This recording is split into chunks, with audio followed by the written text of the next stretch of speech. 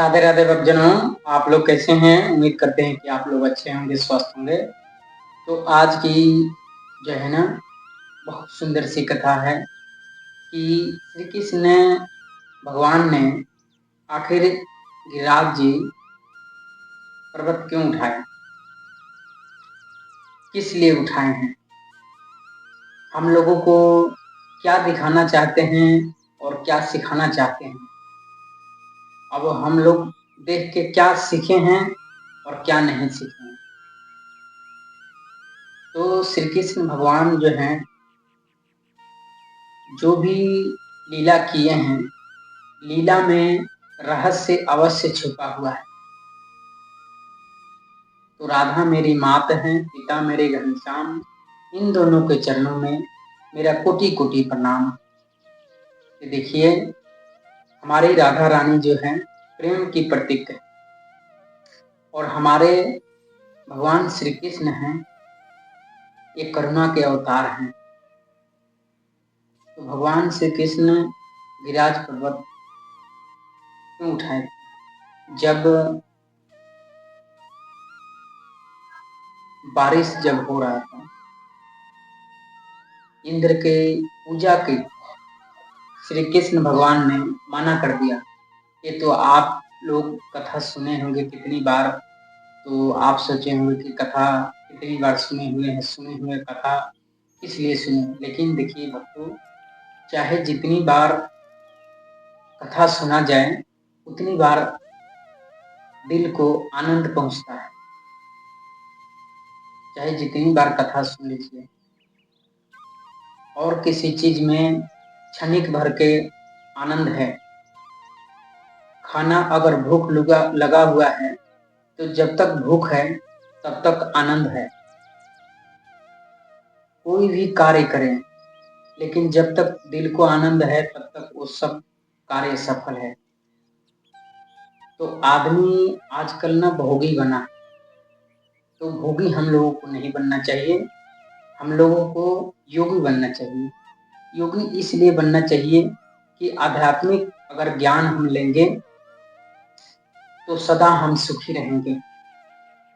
हम लोगों का दुख का कारण क्या है? हम लोग खोटे काम करते हैं और भगवान को दोष देते हैं कि हे भगवान, आपने क्या किया, हम कौन से कर्म किए थे। लेकिन हम किया हुआ कर्म हम भूल जाते हैं, क्योंकि हम तुच्छ मनुष्य हैं, हमें भूलने की आदत है और हम भूल जाते हैं।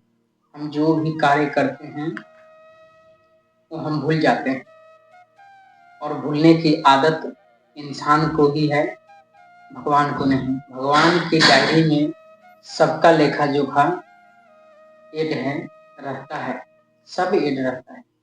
लेकिन हमारी डायरी जो है ना, झूठा है। ये दुनिया झूठी है, हम झूठे हैं। सत्य तो विधान है, विधि का विधान ही सत्य है, जो कभी भी बदलता नहीं। समय भी बदलता है, समय समय पे होता है समय समय की बात। अभिलन गोपी लूट लें, वही अर्जुन वही बाण।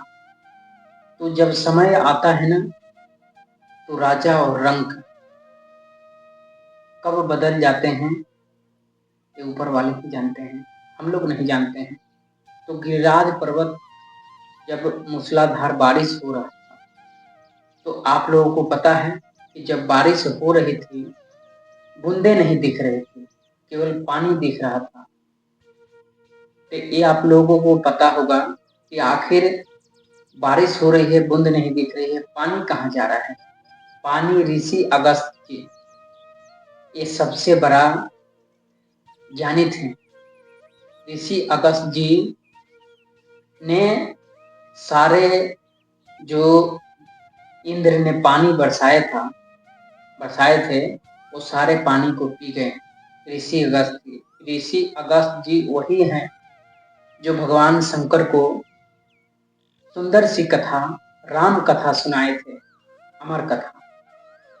यही ऋषि अगस्त जी हैं, जो सारे मूसलाधार बारिश हो रहा था, सब घर सब चीज दह गया, लेकिन बारिश की बूंदे दिखाई नहीं दे रही है, पानी कहाँ जा रहा है पता नहीं है। लेकिन भक्तों, ये ऋषि अगस्त्य जी ऐसे तपस्वी हैं कि पानी को, सारे पानी को पी गए। शायद आप लोगों को पता नहीं होगा, अगर जानते भी होंगे तो अच्छा है, लेकिन हर रहस्य को श्री कृष्ण की कथा में, कोई भी कथा हो, आप लोग ध्यान से सुनिएगा तभी कुछ समझ में आएगा। और हम लोगों को भौतिक ज्ञान के साथ साथ आध्यात्मिक ज्ञान भी हम लोगों को लेना चाहिए, क्योंकि आध्यात्मिक अगर हम लोग ज्ञान नहीं लेंगे ना, तो धर्म अधर्म का ज्ञान नहीं रहेगा। लोगों को अपने घर की जो पति है, पत्नी है, बहन है, माँ है, वो सब अपने समझ में आते हैं। लेकिन जैसे अगर बर्ताव अपने घर में कर रहे हैं, वैसे संसार में भी कीजिए और संसार से भी वैसे व्यवहार रखिए। लेकिन घर के लिए अलग व्यवहार है और संसार के लिए अलग व्यवहार है। क्यों? एक कपट क्यों? किस लिए कपट?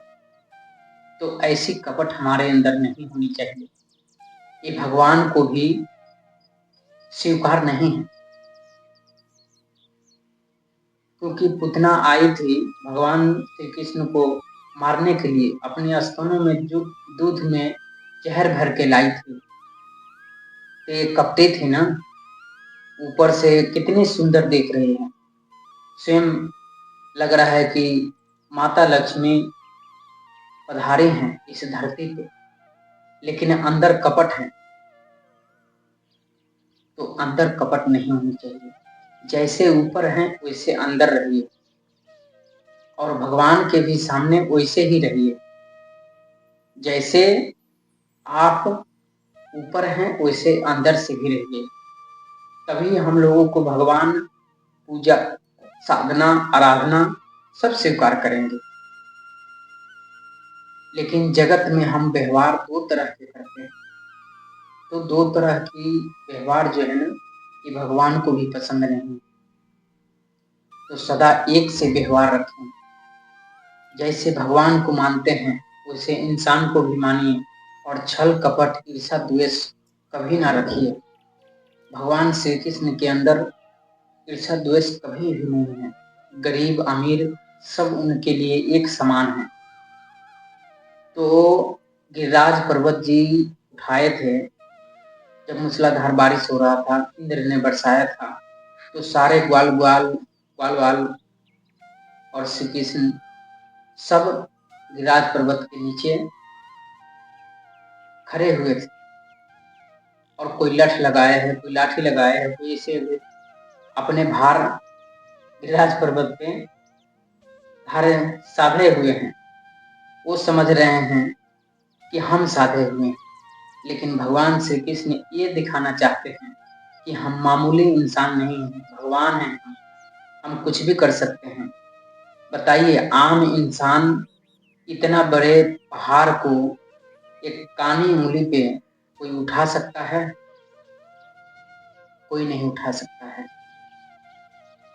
आप लोग श्री कृष्ण भगवान की लीला पे शक करते हैं, तो लीला पे शक न कीजिए। लीला अपरंपार है। जो भी लीला किए हैं उसमें रहस्य छुपी हुई है, लेकिन हम लोग समझते नहीं हैं। हम लोग को ज्ञान नहीं है ना, हम लोग अभिमानी व्यक्ति हैं, अभिमान से हम लोग भरे हुए हैं। हम लोग ज्ञानी के साथ साथ अभिमानी हैं। ज्ञान के पर्दा तो गोपियों ने उद्धव को सिखा दिया, ज्ञान का पर्दा फाड़ दिया गोपियों ने। इनको ज्ञान का अहंकार बहुत था उद्धव का, लेकिन जब ज्ञान का पर्दा हटा, तब उद्धव को समझ में आया कि प्रेम से बड़ा इस दुनिया में कोई भी चीज नहीं है। इस जगत में पोथी पर जग भया, पंडित भया न कोई, और 2.5 अक्षर प्रेम का पढ़े सो पंडित होय। तो प्रेम का 2.5 अक्षर ही अगर प्रेम पढ़ ले तो जग से और जगत से भव से बेड़ा पार है।